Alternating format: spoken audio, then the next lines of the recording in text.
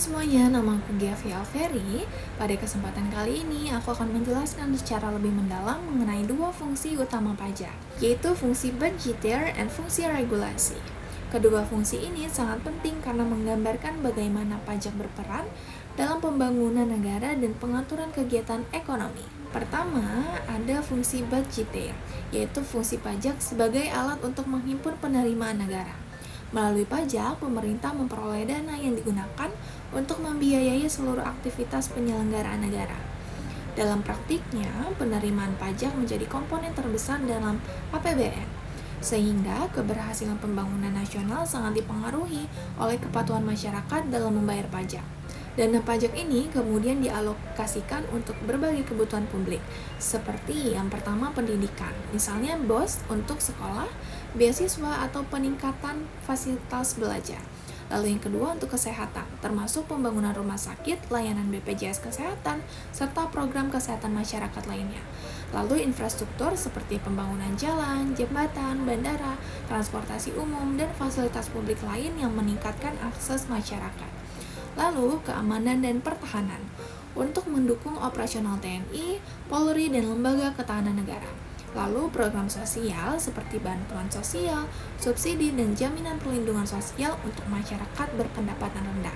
Dengan kata lain, fungsi budgeteer menjadikan pajak sebagai fondasi keuangan negara, sehingga kualitas pelayanan publik dan pembangunan ekonomi sangat bergantung pada penerimaan pajak tersebut.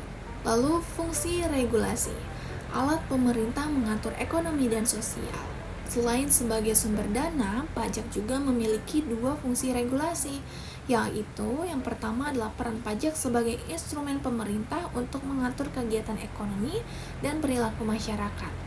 Melalui kebijakan pajak, pemerintah dapat mengarahkan aktivitas tertentu agar sejalan dengan tujuan pembangunan nasional. Beberapa contoh penerapannya antara lain yang pertama, mendorong investasi.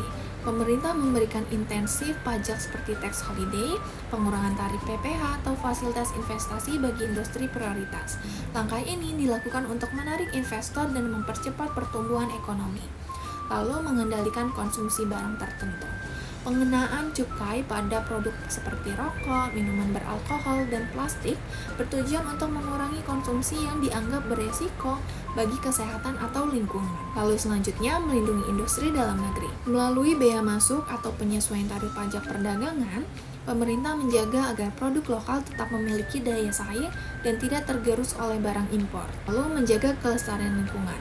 Pajak lingkungan atau pajak karbon diberlakukan untuk mengontrol kegiatan yang menghasilkan emisi tinggi dan mendorong perusahaan agar lebih ramah lingkungan.